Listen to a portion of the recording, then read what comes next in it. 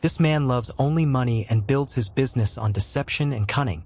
But one day offended clients decide to take revenge on him, and you can't even imagine what a terrible punishment they've come up with for him. This man's name is Yossi, and he loves money very much. With the help of cunning and deception, he buys several boxes of medical devices at a very low price. After that, Yossi photographs them and puts them up for sale on the internet at twice the price. He successfully sells all these devices and is very pleased with himself. Yossi has a main job.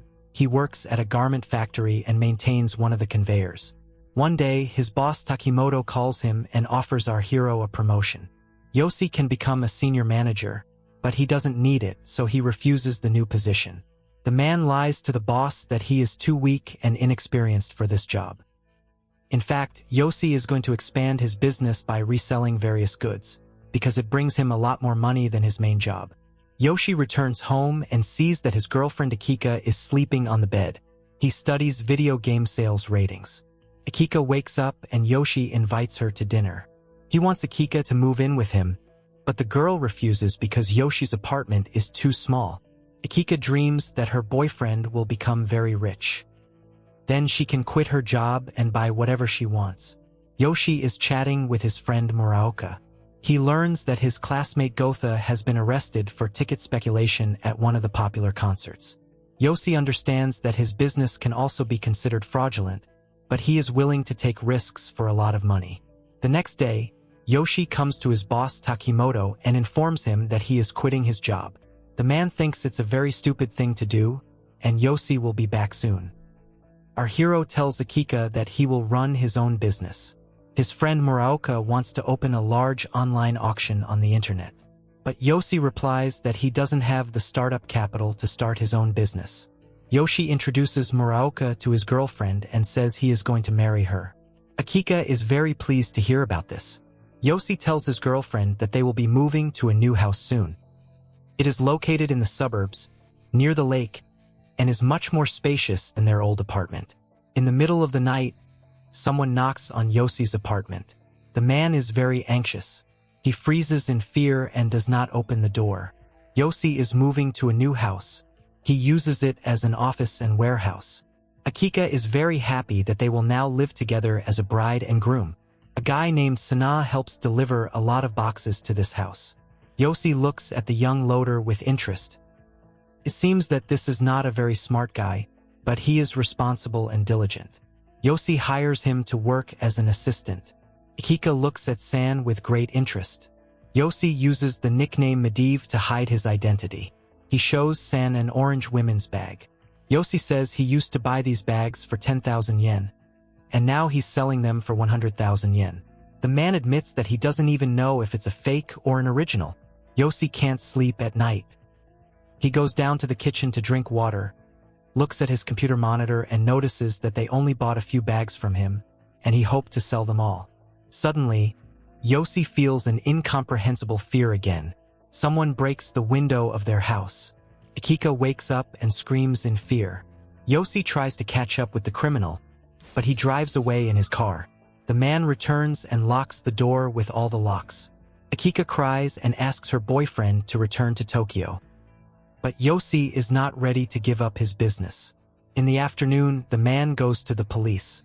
The local policemen are sure that it was a hoax. Perhaps some teenagers decided to make fun of their new neighbors. While Yossi is writing a statement, the police say that they don't like dealers here. They are sure that our hero is selling illegal goods. Back at home, Yossi asks San to pack all the bags urgently. He puts the old price of 10,000 yen on them in order to sell them as soon as possible. After all, this is not an original but a fake.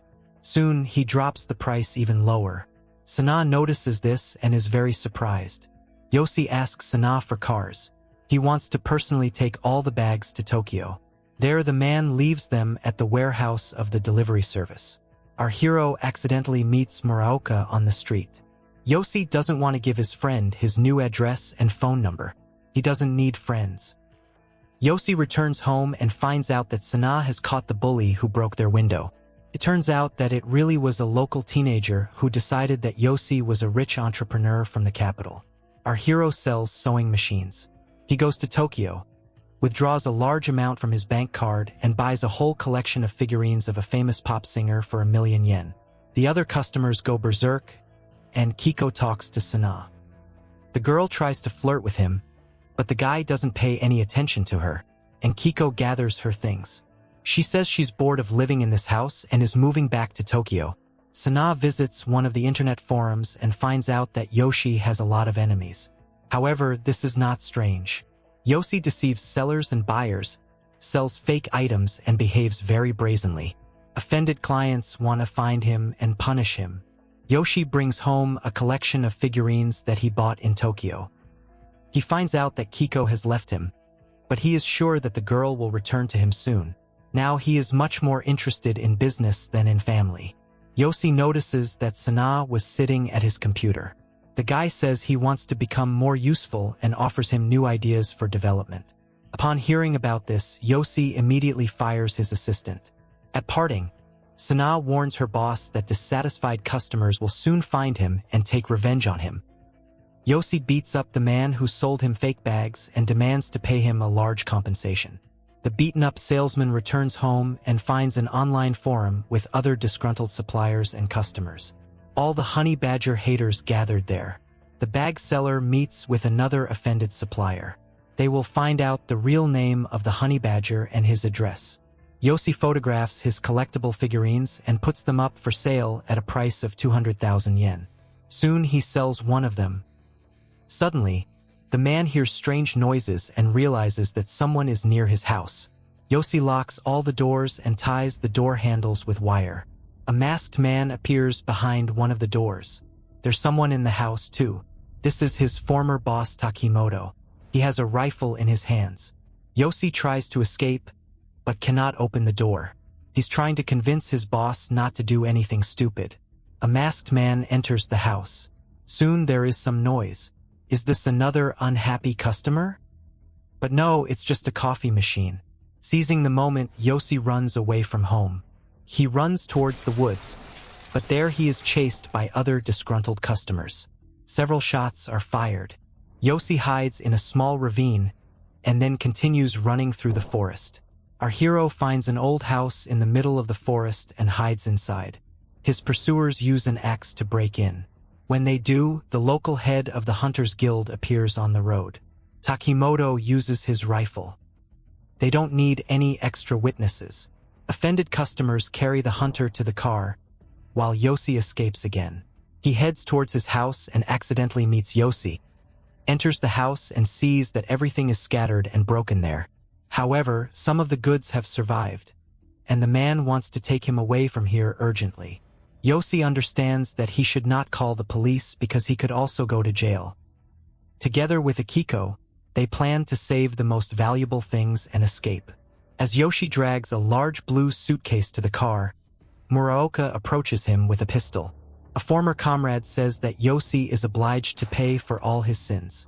A few seconds later, a car pulls up with Takimoto, a masked man, and another angry supplier.